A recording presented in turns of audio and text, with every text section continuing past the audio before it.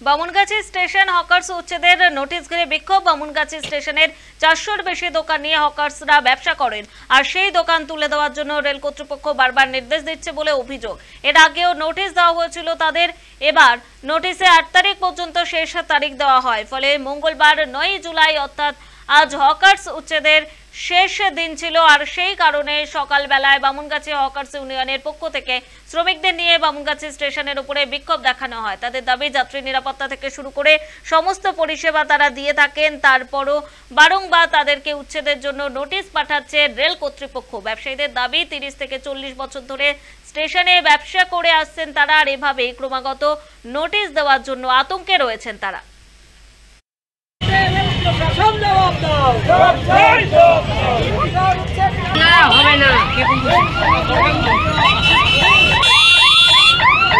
হ্যাঁ, এর উপরেই আমাদের রুটি রুজি যায়। এমনকি আমাদের তো আমাদের এক একটা পরিমাণে অনেক মহিলার আছে যাদের ঘরে পুরুষ হয়তো অসুস্থ, হয়তো বা রোজগারের উপযুক্ত নেই, হয়তো বা নেই, তারা আমরা এই সব মহিলারা সব প্ল্যাটফর্মে দোকান দিয়ে কোনো রকমে নিজেদের বাচ্চাদের মানুষ করে নিজেরা বেঁচে আছি। আজকে যদি এই জায়গাটা আমাদের উচ্ছেদ করে দেয় তো আমরা কোথায় যাব বলুন? আমাদের ছেলে মেয়েদের আমরা কি খাইয়ে মানুষ করবো বলুন? এই জন্য আমাদের প্রতিনিয়ত যদি একটা নোটিশ ধরিয়ে দেওয়া হয়, কালকে তোমাদের তুলে দিতে হবে, পরশুদিন তোমাদের তুলে দেবে, এটা একটা আতঙ্কের মধ্যে আমরা বাস করছি। এবং আতঙ্ক তো থাকাকালীনই কোনো দোকানদারি সঠিকভাবে দোকানদারি করতে পারে না। আর বিশেষ করে মহিলাদের তো একটা মানসিক চাপ এসে যায়, আমরা কোথায় যাব, আমরা কি করব।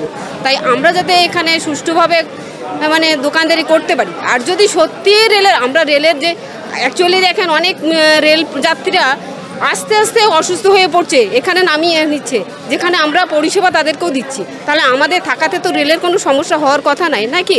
তো কেন আমাদের এইভাবে প্রতিনিয়ত উৎখাতের একটা হুমকি দেওয়া হচ্ছে, আতঙ্কের মধ্যে আমাদের ফেলা হচ্ছে?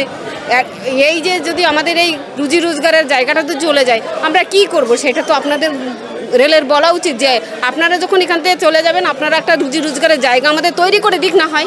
দেখুন, এখানে যারা দোকানদারি করে অধিকাংশ লোক সবাই একদম দারিদ্র, ঠিক আছে। এই দুদিন বাদে বাদে নোটিশ দিচ্ছে আমাদের, ঠিক আছে। আমাদের তো নিরুপায়, আমরা অনেক শিক্ষিত, আমরা যুব সমাজ রয়েছি, ঠিক আছে। পড়াশোনা করে হয়তো চাকরি বাকরি পাইনি, ঠিক আছে। আমাদের এখানে দিন মজুরি করে এবার দোকানদারি করে চলছে কোনো মতে। তা আমাদের যদি এইভাবে উঠিয়ে দেয় আমরা কি করব? আমাদের কি করে বাঁচবো? মনে করেন একটা ফ্যামিলিতে 5-6 জন করে একটা ফ্যামিলিতে লোকজন রয়েছে, তাহলে এই লোকগুলো একজনের জন্য আর 5-6 জনও বেকার হয়ে যাচ্ছে, ঠিক আছে। সংসারটা চালানো মুশকিল হয়ে যাবে।